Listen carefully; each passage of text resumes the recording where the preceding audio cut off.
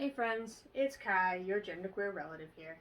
And today I am going to talk about fashion, queer fashion specifically. And I'm going to sneak a few tips here and there into this video about some things that you can do to size clothes to your body if you are shaped in a different way than the clothes expect. So first of all, let me give a shout to a couple of my favorite brands who did not pay me and I wish they would. My favorite brand of underthings is actually Pair of Thieves. They go all the way up to men's XL size, which, look at their sizing charts, it fits up to a certain size of body. I wish they would go to higher sizes, but the thing that's amazing about them is that the stitching and such is designed in such a way to fit more bodies than they advertise. They don't advertise as being a trans-friendly or a trans-supportive company, but the stitching on the boxer briefs especially falls in such a way that it doesn't ride up in the ways that traditional boxer briefs would. And the Pair of Thieves t-shirts are ridiculously soft and comfortable, and I wear them as my underlayer almost all the time. So that's why half the time you see in my videos or in my selfies and things like that, just a hint of a black shirt underneath. I'm almost always wearing the shirt that I'm wearing right here. Now, I also want to tell you about sizing pants. If you have hips and you want to wear pants that are not designed for hips, then there are a couple of things you can do. One of them is buy a loose cut. Boot cut is a good start. You always want to do low rise, because if you're doing a non-low rise type of jean, then it's going to come up or expect to come up higher, and so it'll sit weird if you have a longer length hip or a wider hip.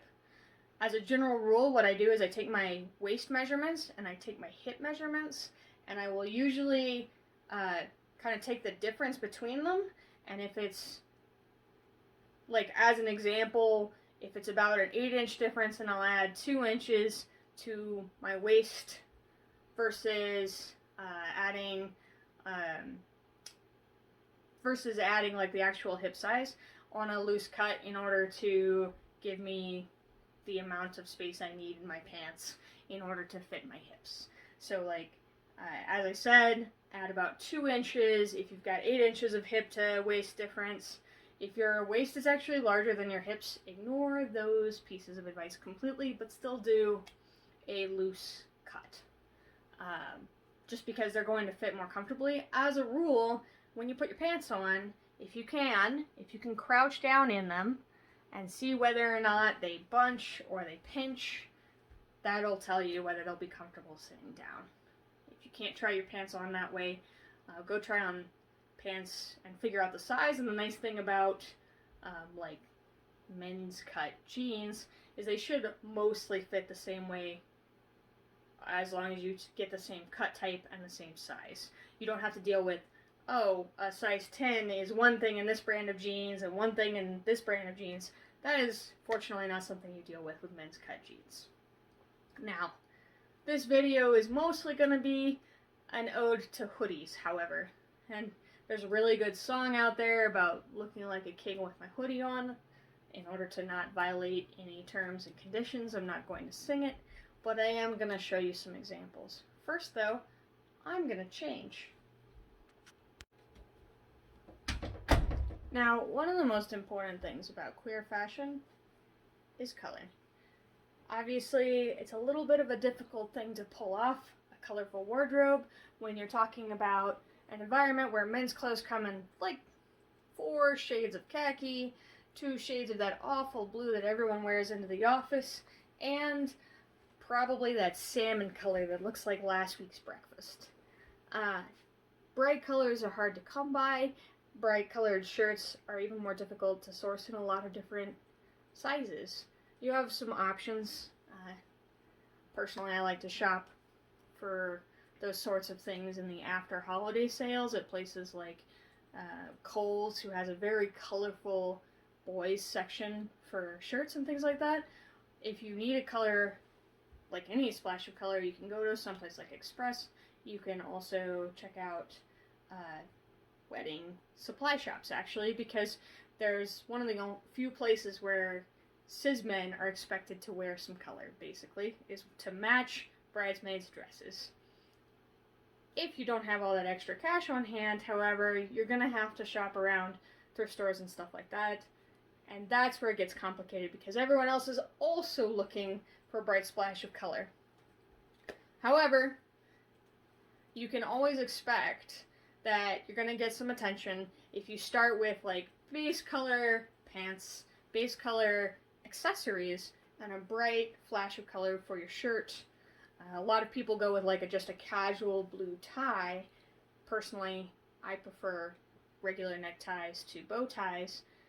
But the best part about this is I can always dress for 2 different days at once. Here I am, dressed for work on a busy meeting kind of day.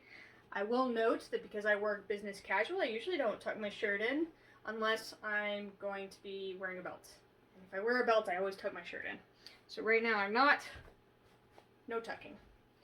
I will note, it's important if you're not a suit wearer to note that you should always leave the bottom button of your shirt, of your vest, and of your coat unbuttoned. So try to make sure that if you're buying formal wear, that you get something that has at least 3 buttons, because it's hard to leave the bottom button unbuttoned if you only have 2 buttons.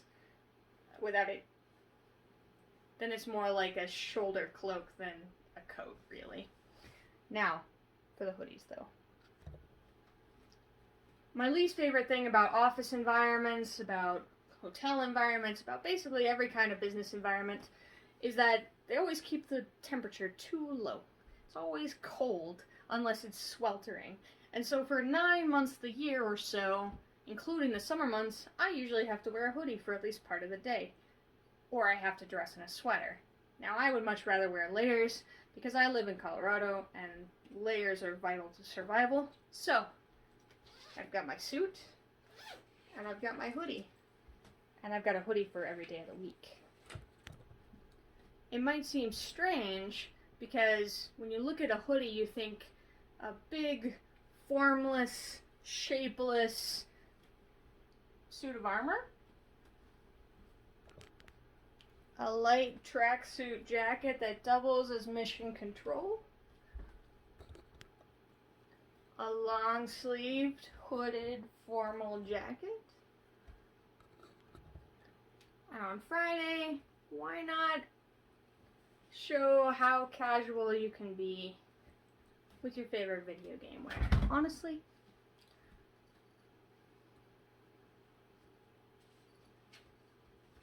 pick up a sword, bring it into the office, or just put on a hoodie.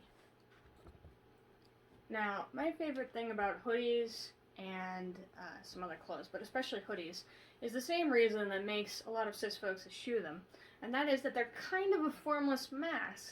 Unless you get hoodies that for some weird reason have a whole bunch of like tapering at the waist, which is deeply uncomfortable for most body types, you have something that is designed to wrap around whatever body fits inside the cloth.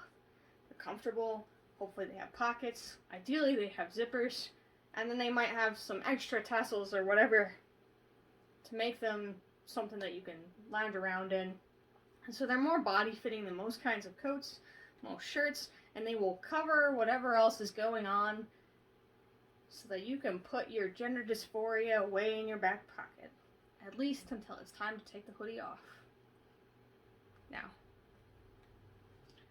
all you really need is a pair of Vans and a good sole insert so your knees don't give out, and you're all set for a night not on the town because we're still in the middle of a pandemic.